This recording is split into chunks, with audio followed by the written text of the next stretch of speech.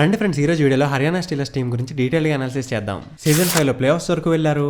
Season 6 లో last position లో ఉన్నారు. సీజన్ 7 లో 5th పొజిషన్ ని సెక్యూర్ చేసుకున్నారు. Season 8 7th position. Season 9 same 7th position. Season 10 లో ఫైనల్లీ ఫస్ట్ టైం ఫైనల్స్ కి వెళ్లారు. ఫ్రెండ్స్, నిజానికి most of the kabaddi players Haryana నుంచే వస్తారు. సో ఇప్పుడు ప్రో కబడ్డీ సీజన్ 11 లో టీం గురించి మనం మాట్లాడుకుంటే రైడర్స్ శివం పటారే, జయసూర్య, ఘనాభిషేక్, వినయ్ తెవాతియా, ఘన్శ్యామ్ మగర్, విశాల్ టటే అండ్ వికాస్ జాదవ్. డిఫెండర్స్ సాద్రులను అయితే తీసుకున్నారు 2 crore 7 lakh రూపీస్ ఇచ్చి. ఇంకా Rahul Sethpal, Ashish Gill, Sanjay Dhull, Manikandan N, Jaydeep Dahiya, Manikandan S, Hardeep Kandola and Sahil Narwal. All rounders Naveen Rawal, ఇంకా సంస్కార్ మిశ్రా. మోహిత్ నందల్ అయితే లాస్ట్ సీజన్ లో కో కెప్టెన్, కానీ ఈ సీజన్ లో తనని రిలీజ్ చేసేశారు. ఇదైతే హర్యానాకి ఒక పెద్ద లాస్ అనే చెప్పుకోవాలి. కానీ మోహిత్ నందల్ ని ఎందుకు రిలీజ్ చేశారు అన్న రీజన్ అయితే ఎక్కడా కూడా పర్ఫెక్ట్ గా లేదు. నాడా వెబ్సైట్ లో కూడా తన పేరు లేదు. ఈ వెబ్సైట్ లో ఏ ప్లేయర్స్ అయితే రూల్ ని పాటించారో, ఏ ప్లేయర్స్ అయితే బ్యాన్ చేసేస్తారో వాళ్ళ పేర్లు వేస్తారు. కానీ మోహిత్ నందల్ యొక్క పేరైతే ఆ వెబ్సైట్ లో కూడా లేదు. సాధులను 2 కోట్లు ఇచ్చుకొని మన్ప్రీత్ సింగ్ అయితే ఇది ప్రూవ్ చేద్దాం అనుకుంటున్నారు ఒక టీమ్ లో డిఫెన్స్ ఎంత స్ట్రాంగ్ గా ఉండాలో అని.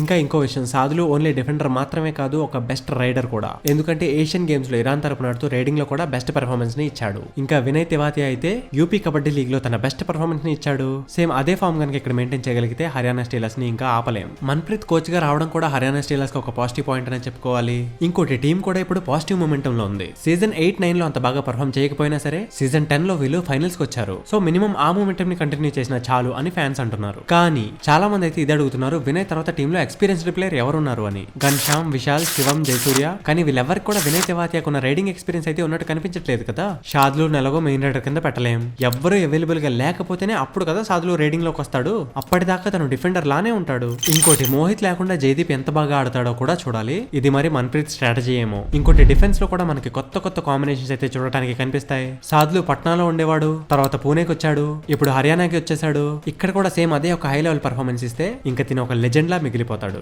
వినయ్ బాగా ఎక్స్పీరియన్స్డ్ ప్లేయర్ కాబట్టి టీమ్ ని లీడ్ చేయాల్సిన అవసరం ఉంది. కొత్త కొత్త ప్లేయర్స్ కి ఎలా టెక్నిక్స్ తో ఆడాలో నేర్పించాల్సిన అవసరం ఉంది. అలానే కొత్త కొత్త రైడర్స్ కూడా ఎక్కువ రైడింగ్ కి ఆపర్చునిటీ వస్తాయి కాబట్టి ఆ ఆపర్చునిటీస్ ని చక్కగా యూజ్ చేసుకుని మంచిగా పాయింట్స్ తేవాలని కోరుకుంటున్నారు ఫ్యాన్స్. జయదీప్ అయితే లాస్ట్ టైం కో కెప్టెన్ లా ఉన్నాడు. సో మోస్ట్ ప్రాబబ్లీ ఈసారి కెప్టెన్ అవ్వచ్చు. మోహిత్ లేడు అన్న ఫీలింగ్ రాకుండా చూసుకోవాల్సిన బాధ్యత అయితే తిన మీదే ఉంది. మన్ప్రీత్ పాజీ యాజ్ ఏ కెప్టెన్ గా తిని ఎలాగో గెలిచేశారు. యాజ్ ఏ కోచ్ గా కూడా 3 ఫైనల్స్ ఆడేశారు. సో అదే మూమెంటం ని కంటిన్యూ చేస్తూ ఇంకొక స్టెప్ ముందుకేసి ఫైనల్స్ లో గెలిచేస్తారని కూడా కోరుకుంటున్నాం. మన్ప్రీత్ స్ట్రాటజీ అయితే చూడడానికి చాలా సింపుల్ గా ఉంటుంది. డిఫెన్స్ అయితే చాలా అగ్రెసివ్ గా ఆడతారు. ఇంకా మన్ప్రీత్ స్ట్రాటజీ ప్రకారం డిఫెన్స్ లో అంత అగ్రెసివ్ గా అయితే ఆడరు, మెల్లమెల్లగా మూమెంటం ని అందుకుంటారు. So friends, Haryana Steelers team మీద మేము చేసిన అనాలిసిస్ అయితే ఇదే. ఇంకా ఈ టీం మీద మీ థాట్స్ ఏంటో, ఈ సీజన్ లో ఈ టీం ఏ ప్లేస్ లో ఉండబోతుందో కామెంట్ సెక్షన్ లో మాకు తప్పక తెలియజేయండి. వీడియోని ఇక్కడ వరకు చూసారంటే వీడియోని ఒక లైక్ కూడా చేసేసి ఉంటారు. చేయకపోతే ఇప్పుడు చేసేయండి. ఇంకా ఇలాంటి ఇంట్రెస్టింగ్ అండ్ ఇన్ఫర్మేటివ్ వీడియోస్ ని చూడడానికి మన ఛానల్ ని సబ్స్క్రైబ్ చేసేసుకొని కీప్ ఎక్స్ప్లోరింగ్.